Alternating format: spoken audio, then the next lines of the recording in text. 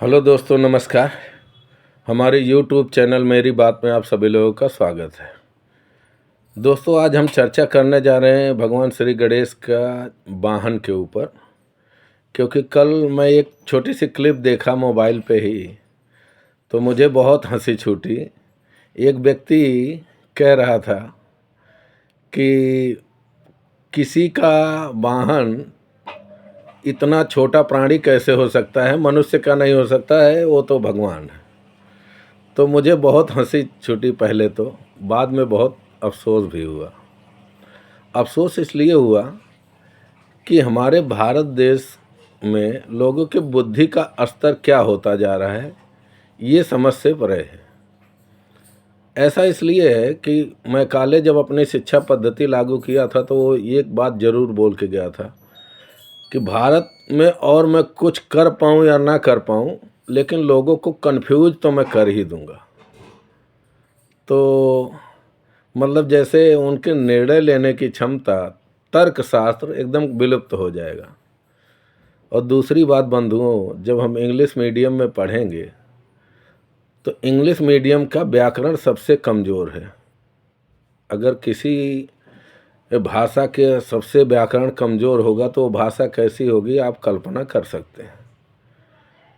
क्योंकि इसमें ना पर्यायवाची है, मतलब अब क्या बोलूँ, मतलब बहुत मतलब निचले स्तर की भाषा है इंग्लिश।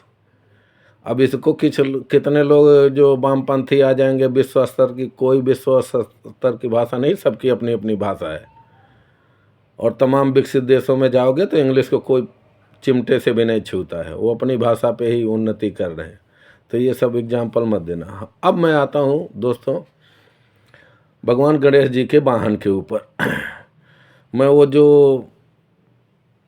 भाई थे मुझे आरक्षण जीवी ही लग रहे थे, तो इसलिए मैं संबोधित कर रहा हूँ। आरक्षण जीवी जी, सुनो कि भगवान गणेश जी का वाहन मूषक कैसे है।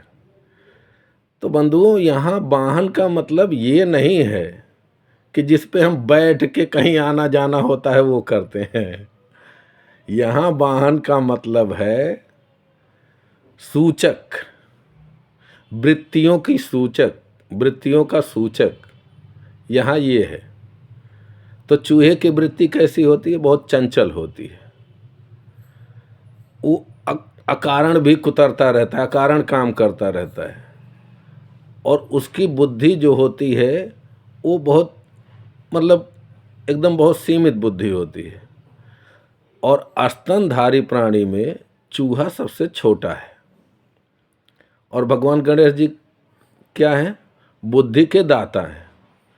अब भगवान गणेश जी बुद्धि के दाता हैं, तो अब वाहन मतलब चालक का मतलब क्या हुआ? जो वाहन करता, कंट्रोलर, नियंत्रण करता।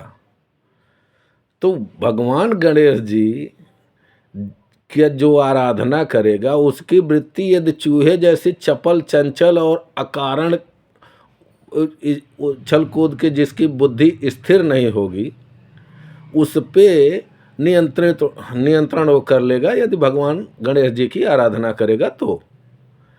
और स्तनधारी प्राणी में हाथी सबसे बड़ा है और चूहा सबसे छोटा है। तो ये इसमें कहने का मतलब ये है, किसी समाज का समग्रता से उत्थान तब होगा जब सबसे बड़े व्यक्ति का संपर्क सबसे छोटे व्यक्ति के साथ स्थापित रहेगा। यहाँ कहने का मतलब ये है। लेकिन बस वही लकीर के फकीर।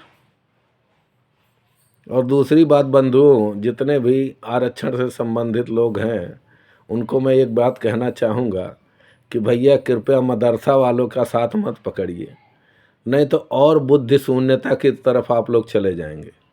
जैसे वो लोग तर्क निकालते हैं ना, लिंग मतलब क्या होता है, जबकि लिंग का मतलब होता है प्रतीक, सिंबल।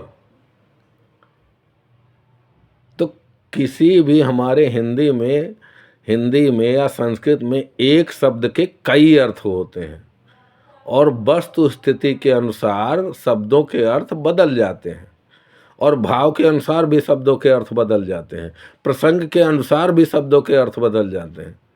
तो कृपया इस बात को ध्यान दीजिए और मुझे तरस आता है उन लोगों पे जो लोग बोलते हैं ना, कांवड़ न मत उठाओ किताब उठाओ। भैया, जो सिर्फ किताब उठाएगा ना उसकी बुद्धि ऐसे ही होगी। और बुद्धि को समग्रता प्रदान करने के लिए, बुद्धि को विस्तार प्रदान करने के लिए, बुद्धि को स्थिरता प्रदान करने के लिए कांवड़ भी जरूरी है। आई बात समझ में?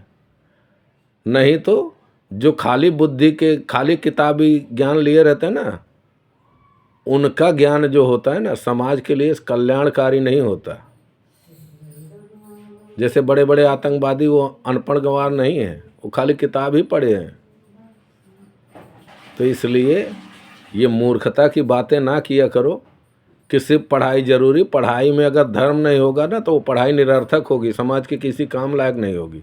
जैसे बड़े बड़े डॉक्टर, इंजीनियर और बड़े बड़े ऑफिसरों के माँ बाप वृद्धाश्रम में सड़ते रहते हैं, क्योंकि उन्होंने धर्म की शिक्षा ली ही नहीं। इसलिए यदि धर्म की शिक्षा ली होती तो उनके माँ बाप वृद्धाश्रम में नहीं जाते।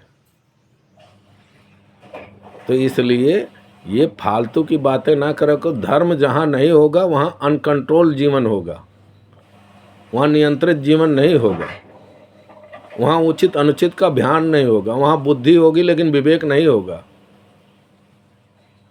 तो इसलिए ये सब जो तुम लोग बॉलीवुड को देखकर, ये मदरसा छाप लोगों के साथ बैठ के ये तुम लोग जो बुद्धि का प्रचलन करते हो ना, ऐसा कैसे हो सकता है? थोड़ा अपनी बुद्धि को समग्रता प्रदान कीजिए। और हमारे धार्मिक ग्रंथों को किसी शिक्षित जो उसमें का मर्मज्ञ हो उसके साथ बैठ के थोड़ा कथा वार्ता कीजिए, तब तो तुम्हारी बुद्धि में कुछ भगवान कल्याण करेंगे। नहीं तो तुम डॉक्टर इंजीनियर रह जाओगे, बन जाओगे लेकिन आरक्षण की मदद से, लेकिन तुम रह जाओगे जानवर के जानवर ही। तुम्हें विवेक तुम्हारे अंदर पैदा ही नहीं होगा, तुम्हारी बुद्धि संकुचित ही रह जाएगी। जैसे बनारस रेलवे स्टेशन पे एक पंडित जी पढ़ रहे थे रामचरितमानस, तो एक वकील वहाँ से जा रहे थे तो बोले, क्या पंडित जी यही मतलब हजारों बार वही रटी रटाई एक ही बात बार बार पढ़ रहे हो? तब तक ट्रेन आई और वो महाशय वकील साहब चढ़ गए सामान लेके, और उनकी धर्मपत्नी जी रह गई पीछे। और धर्मपत्नी जी ट्रेन को पकड़ने के चक्कर में गिर पड़ी प्लेटफार्म पे। तो पंडित जी वहाँ पहुँचे और बोले कि महाशय, यदि आपने रामचरितमानस पढ़ा होता तो आपको इतना स्वतः ज्ञान होता कि पहले पत्नी को चढ़ाया जाता है, फिर खुद चढ़ा जाता है। इसलिए सिर्फ किताबी ज्ञान जिसको रहता है ना, जिसको व्यवहारिक ज्ञान नहीं रहता है, जिसको विवेक विकसित नहीं होता, सिर्फ किताबी ज्ञान से कुछ नहीं होता। तुम उदर पूर्ति के लिए सिर्फ एक साधन इकट्ठा कर सकते हो, अपने विचार को समग्रता नहीं प्रदान कर सकते। जैसे एक पहलवान को सिर्फ पहलवानी के क्षेत्र में माना जाए, लेकिन सर्वश्रेष्ठ व्यक्तित्व तो उसको नहीं माना जा सकता, क्योंकि बल में वो आगे है। जैसे किसी व्यक्ति का शरीर कितना भी स्वस्थ हो, अगर उसकी किडनी फेल है तो उसको स्वस्थ शरीर गिना जाएगा। तो इसलिए बंधुओं, समग्रता पूर्वक जीवन जीने के लिए हमारे जीवन में धर्म बहुत आवश्यक है।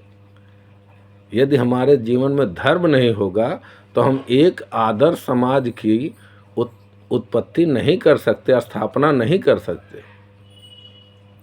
धर्म ही हमको, हमारे ऊपर नियंत्रण करता है।